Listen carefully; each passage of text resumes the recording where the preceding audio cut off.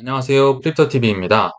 현재 가격이 많이 올랐기에 많은 사람들이 큰 믿음을 갖고 흡족해하는 솔라나에 대한 매도 시기를 오늘 말씀드려 보려고 합니다. 현재 적수가 없는 것 같습니다. 2024년 최고의 코인 중 하나로 칭송받고 있는 코인이 바로 솔라나인데요. 3월 18일자였긴 하지만 코인게코에서 리서치를 발표했었죠.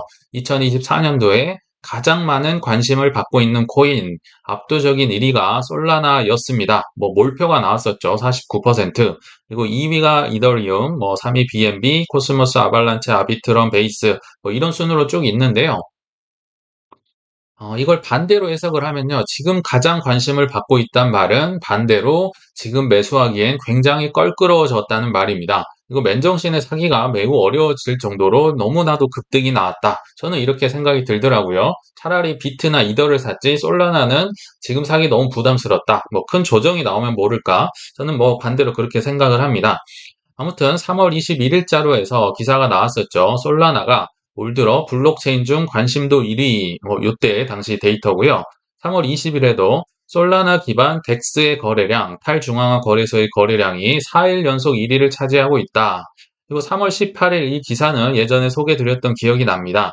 구글에서 솔라나 검색 지수가 100을 기록했는데 이거는 5년 내 최고이다. 야, 저는 이거 보고 굉장히 흥분이 되더라고요. 이 5년 내 최고라는 말은요. 21년도 불장 때보다 3월 18일 당시에 솔라나 검색 지수가 훨씬 높았다는 얘기입니다. 21년도보다 높았단 말은 이거 조금 팔아야 되지 않나? 단기 고점 냄새가 나는데 이런 식으로 제가 좀 방송을 했던 기억이 나거든요. 그때 당시 어떤 행동을 했는지는 뒤에서 말씀드릴게요. 그리고 3월 18일 역시 비슷한 시기에 솔라나가 200달러 선 회복, 21년도 12월 이후 처음이다. 한국 돈으로 한 30만 원 넘었던 걸로 기억을 합니다.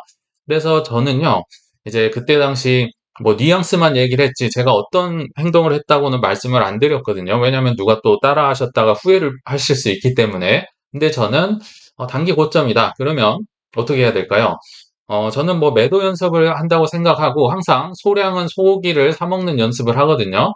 뭐, 한 10개 정도만 이제 한 30만 원을 넘었을 때 그때 당시 업비트에서 언스테이킹을 눌렀습니다. 10개 정도야 크게 대세에 지장이 없는 수준이니까요. 그래서 누르고 이제 3일이 지나야 제 이제 업비트 제 화면으로 넘어오는데 이게 3일이 지나니까 언스테이킹이 돼서 저한테 오니까 30만 원 넘었던 게 25만 원인가 4만 원까지 떨어져 버렸더라고요. 그래서 이건 안 되겠다 싶어서 다시 스테이킹을 넣었던 기억이 납니다. 조금은 팔아서 소고기 사 먹든 현금을 확보하려고 했으나 결국은 실패했다. 근데 저는 이것도 이제 하나의 매도 연습이라고 보거든요. 반드시 필요하다. 왜냐하면 우리는 언제 정점이 올지 또 언제 현금이 필요할지 알 수 없기 때문에 이 정도의 연습은 이제 각자의 기준을 가지고 해보면 어떨까? 몇 개만입니다. 전체를 50%, 30% 이런 게 아니고요. 자, 이렇게 저는 그때 당시 이렇게 했었다. 좀 소개를 드리고요. 또 솔라나 얘기 앞서서 이분 얘기를 안 할 수가 없죠. 가장 먼저 떠오르는 분, 솔라나에 크게 투자했었던 FTX 설립자 샘 뱅크만 프리드가 3월 29일자로 해서 25년형을 선고를 받았다고 합니다. 이제 검찰은 한 40에서 50년까지 선고를 요청했는데요. 그거에 비하면 그래도 반 정도 선고를 받은 것 같고요. 예전에 여러 가지 금융사기범에 비하더라도 생각보다 높은 이제 선고를 받은 것 같습니다. 과거에 메이도프가 이제 150년 압도적인 일이었고, 이제 공동 2위에 해당이 되고 있다. 그러나 이게 확정은 아니고요. 벌금도 맞고, 징역도 받았지만, 항소가 가능하다고 하니까, 어떻게 될지는 좀 더 두고 볼 일 같습니다. 이거 굉장히 많다고 본인은 생각을 하겠죠. 자, 그럼 이제 본론으로 와보겠습니다. 솔라나의 1차 매도 연습식이라고 제가 썼죠. 연습이란 말은 본격적으로 파는 게 아니라요. 예전에 제가 30만 원대 팔려고 했던 것처럼 소량을 5개, 10개, 15개 이 정도를 이제 매도 연습을 하는 시기가 아닐까. 그 시기가 저는 이더리움 ETF가 승인되는 전후가 아닐까 이런 생각을 해봤습니다. 예전에 한번 말씀드렸긴 한데요. 그럼 이더리움 ETF 승인이 언제 되느냐? 모릅니다. 5월에 될지 8월에 될지 더 뒤에 될지까지는 모르겠지만 아무튼 승인 전후로 해서 저는 솔라나가 조금은 급등이 나올 수 있다는 생각이 들거든요. 그래서 그 예로 예전에 비트코인 ETF 이 파란 선이 비트코인 가격이고요. 노란색이 이더리움 가격입니다. 제가 이제 1월 10일자 이날에 비트코인 ETF가 이제 승인이 됐었죠. 그래서 요때를 이제 선으로 그어보고 파란색이 비트코인이라고 했었죠. 자, ETF가 승인이 되니까요. 이 파란색은 어떻게 됐나요? 이렇게 쭉쭉쭉 해서 떨어져 버리죠. 비트코인 본인의 잔칫날이었는데 막상 호재가 발표되니까 오히려 가격이 떨어져 버립니다. 그러나 노란색 한번 보세요. 이더리움이 발표가 비트코인 ETF가 승인이 되자마자 위로 치솟습니다. 치솟았던 거 기억나시죠? 제 기억에 한 300만 원 정도 했던 게 370만 원까지 올라갔습니다. 정확히 기억을 하거든요. 자, 그러면 어떤 걸 배울 수 있느냐? 투자는 무엇일까요? 다음은 누구냐에 대한 기대감이잖아요. 엔비디아 다음은 누구냐? 뭐 AI, 뭐 게임, 뭐 RWA, 온도 다음은 누구냐? 이런 기대감에 순환 펌핑이 일어나고 그 기대감에 사야 되는 건가요? 팔아야 되는 건가요? 당연히 매도를 고려하는 겁니다. 이 올랐을 때 올라타는 것처럼 돈을 잃기 쉬운 방법은 없다. 그럼 이 기대감에 이제 파는 연습을 해야 될 텐데 저는요, 예전에 비트코인 다음은 누구냐? 이더리움 다음에 누구냐는 논란이 있을 수 있겠죠. 뭐 여러 코인들 나올 수 있겠지만 저는 비트코인 다음에는 뭐 당연히 이더리움이니까 저는 이더리움이 오를 거라는 생각이 있었어요. 그래서 이더리움을 보통은 다 업비트에 스테이킹을 해놓는데 몇 개는 남겨뒀어요. 이때 당시 언스테이킹을 해놓고 치솟을 때 뭐 370에까지 못 팔았어요. 저도 뭐 이렇게 오를지 모르죠. 그래서 한 350만 원 즈음에 이제 뭐 남겨둔 걸 팔아서 좀 현금을 확보하고 나중에 이것들로 이제 다른 더 저평가된 알트코인들을 샀던 기억이 나는데요. 아무튼 저는 이렇게 했었다.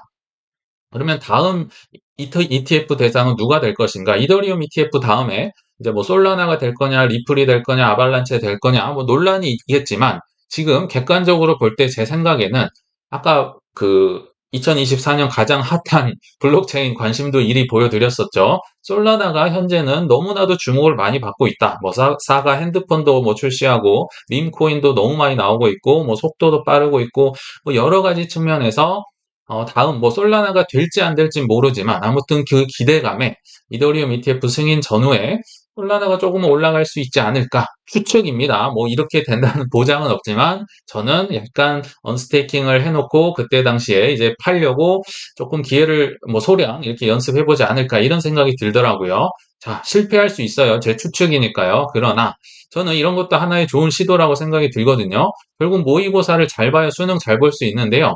모의고사도 없이 계속 교과서만 공부하다가 수능 갑자기 나와서 잘 푸는 경우는 없습니다. 그래서 소량 매도 연습을 할 수 있는 시기가 1차적으로 이때가 아닐까 하는 이제 개인적인 추측을 한번 해봤습니다. 자, 그러면 두 번째 역시 중요합니다. 2차 매도 시기는 언제일까? 이때는 연습이 아닙니다. 제가 볼 때는 거의 수능에 준할 정도로 조금은 본격적으로 매도를 할 수 있겠다. 뭐 분할 매도긴 하지만요. 뭐 다 팔릴지 뭐 좀 덜 팔릴지는 모르겠지만 그 시기가 이제 결론부터 얘기 드리면 24년 말에서 25년 초가 될 가능성이 높다는 생각이 들고요. 그 이유들을 이제 몇 개 좀 말씀을 드릴게요. 물론 크게 오를 시에 분할 매도를 해야겠죠. 뭐 재미가 없거나 아니면 한 번에 다 팔거나 이렇게 하시면 쉽지 않을 거다 이런 생각이 들고요. 그래서 3월 29일자 이제 기사가 떴었는데요.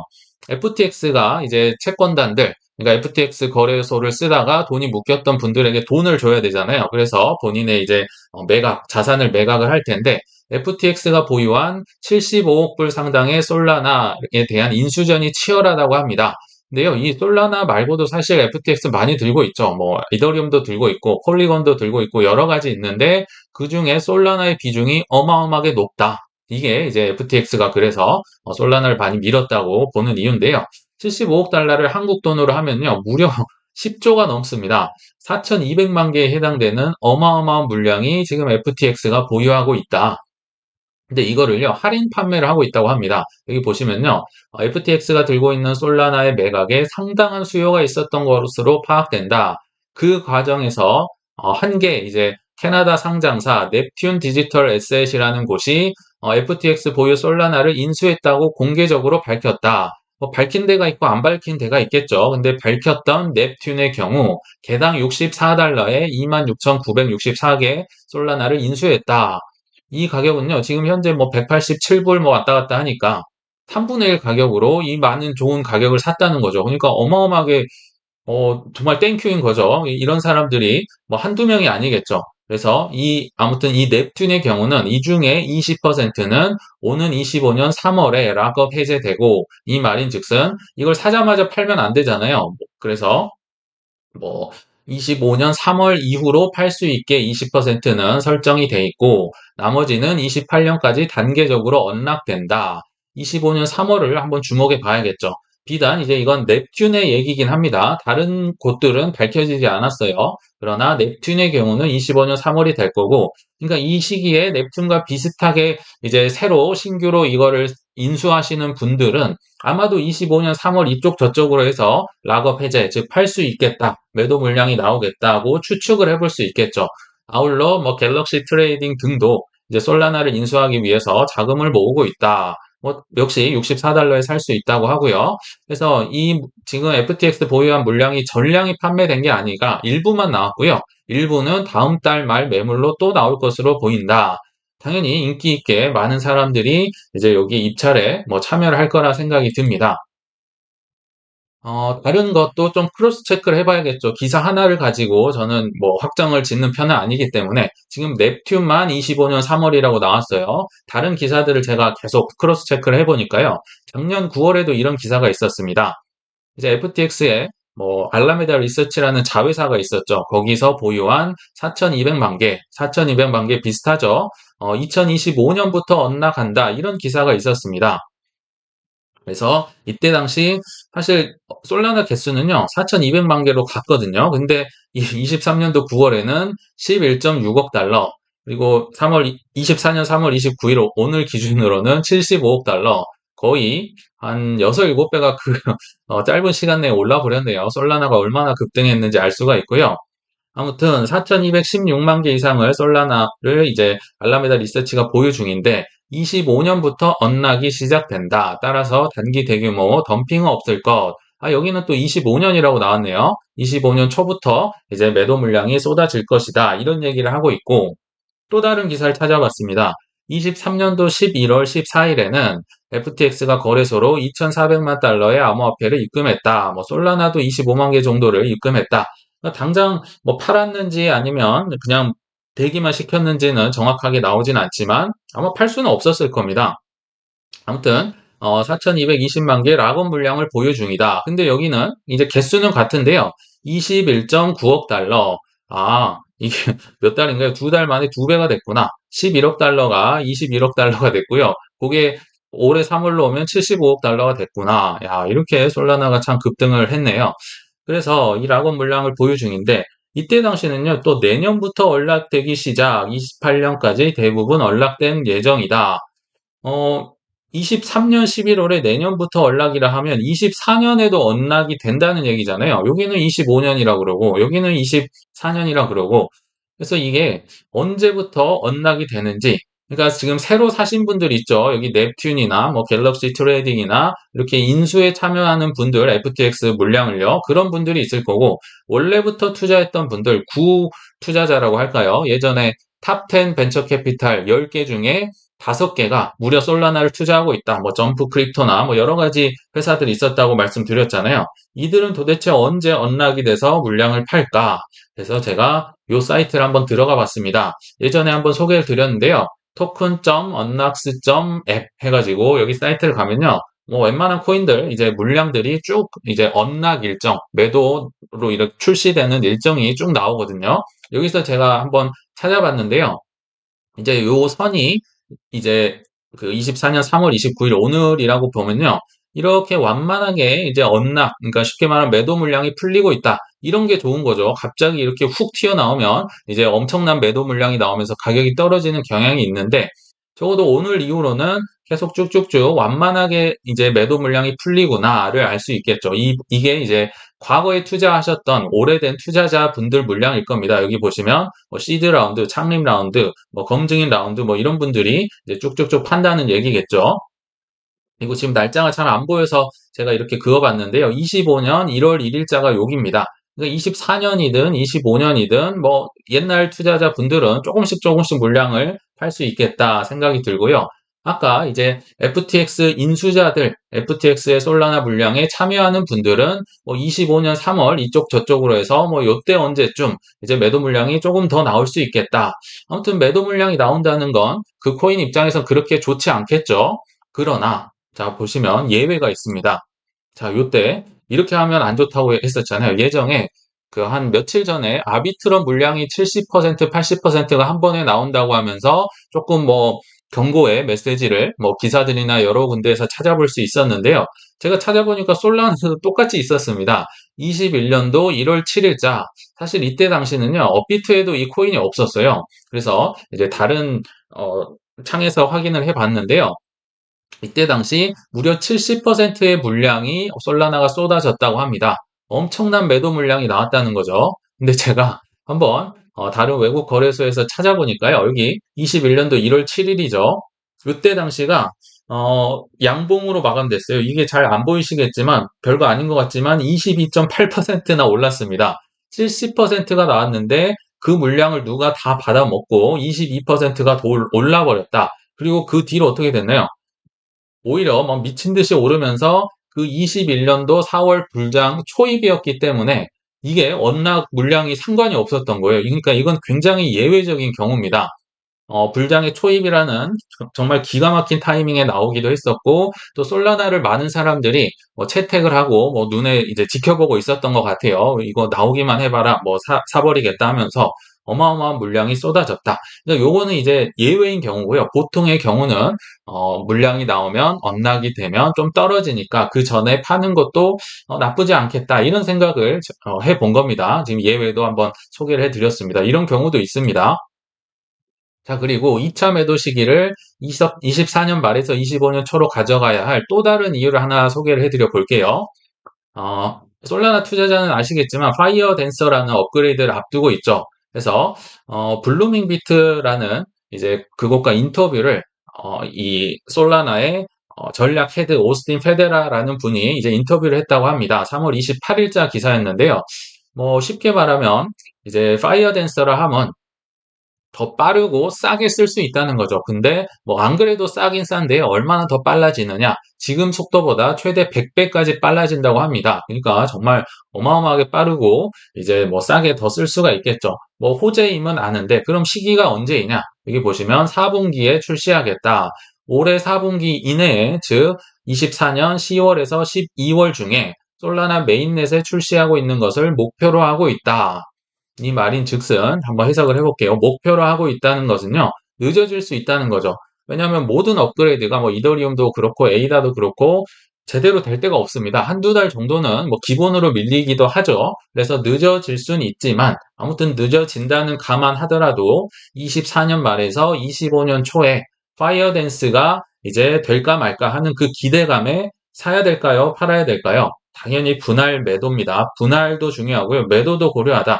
이때 뭐 파이어 댄서죠. 불이 막 춤추고 있는데 이때 매수를 고려하면 정말 큰일 난다. 분할 매도를 고려를 해야 된다.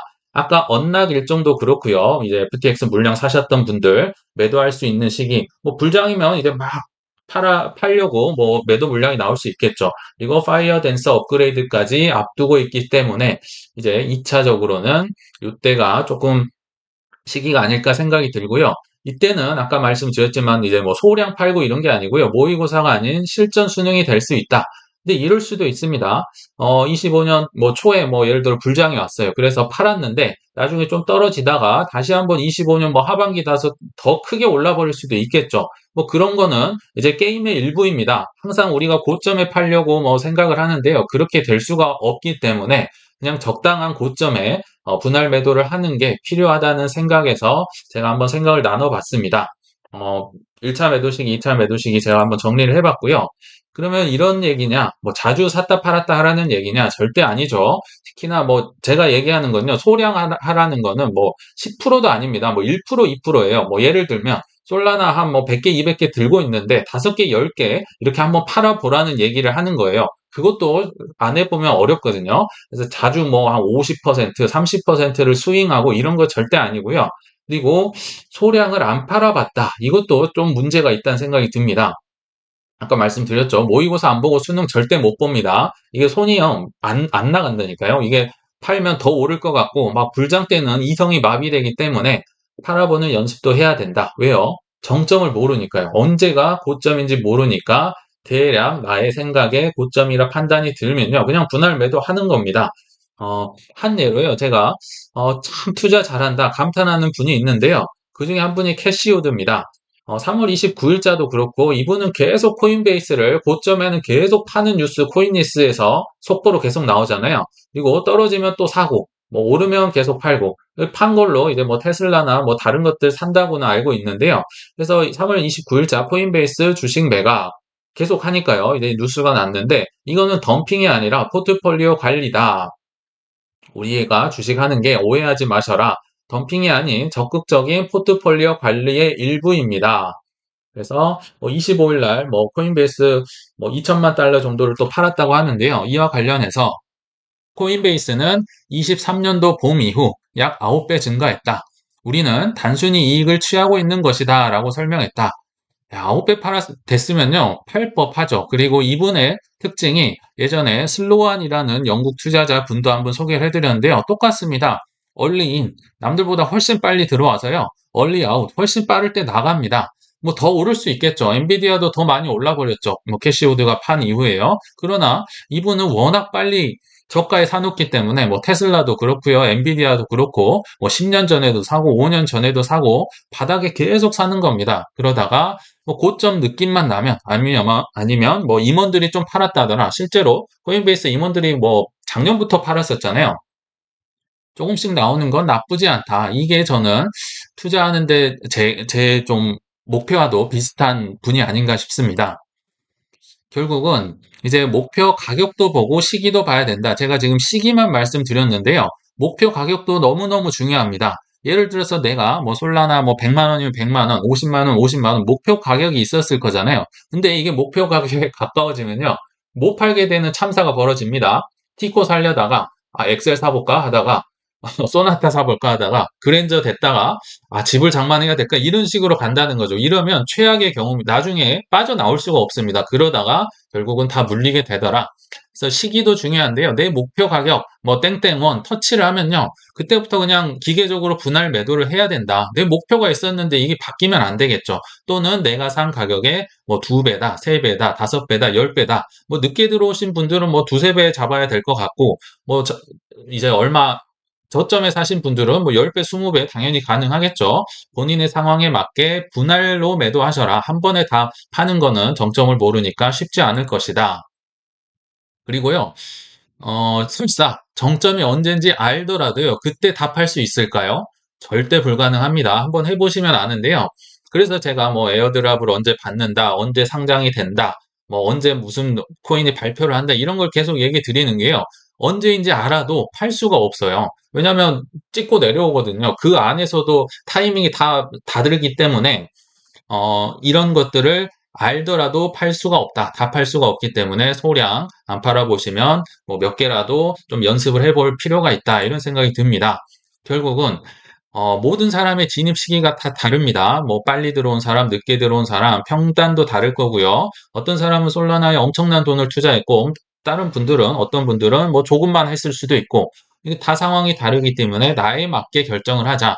현재 기준으로요. 지금 뭐 예를 들어 볼게요. 30만 원 정도 솔라나가 됐다고 치면요. 이미 작년 대충 아무 때나 샀어도요. 10배 정도 가까이 수익 거두시는 분들이 있어요. 근데 그들의 목표가 10배였으면요. 지금 빠져나가셔도 전혀 상관이 없습니다. 내 목표가 10배였는데 이미 달성했잖아요. 그런 식으로 내 상황이 다릅니다. 그러나 누구는 이제 막 30만 원에 사신 분들도 있겠죠. 그래서 내 상황에 맞게 이런 매도 계획을 잘 짜시면 어떨까 이런 생각을 해봤습니다. 자, 결론에 왔는데요. 고점에서 한 번에 다 팔 수 있다는 욕심은 매우 위험하므로 내려놓으셔야 된다. 이런 말씀을 좀 드리고 싶었습니다. 자, 이 책은요. 부동산에 관심 있는 분들은 아마 다 읽어보셨을 텐데요. 청울림이라는 저자가 투자를 하면서 부동산 투자하면서 고생했었던 여러 가지 에피소드도 뭐 충격적이고 기억에 남지만요. 더 기억에 남는 부분이 하나 있습니다. 어떤 청울림의 지인이 본인 시드를 얘기하면서 청울림 작가에게 적당한 부동산을 추천해 주라고 부탁을 해서 이러저러한 부동산이 저평가돼 있다고 추천을 해서 그 지인이 샀다고 하는데요. 한참 후에 그 지인을 만나보니까 그 샀던 가격에 부동산은 이미 2배가 넘었지만은 그 매수한 사람은 고마워하기는커녕 강남 거를 안 사서 내가 그것만 샀으면 더 많이 벌었을 텐데 저 부동산 사가지고 얼마 벌지도 못했다고 불평하는 걸 보면서 다시는 지인들에게 저평가 부동산을 소개하지 않는다고 합니다. 결국은요, 본인의 욕심을 다스리지 않으면 돈을 벌기도 어렵고요. 벌더라도 또 다른 불평, 불만을 쏟아낼 수 있다는 점입니다. 어떻게 하면 탐욕을 내려놓을지 한번 고민해보는 시간을 가져보시길 바라면서 이만 물러가겠습니다. 시청 감사합니다.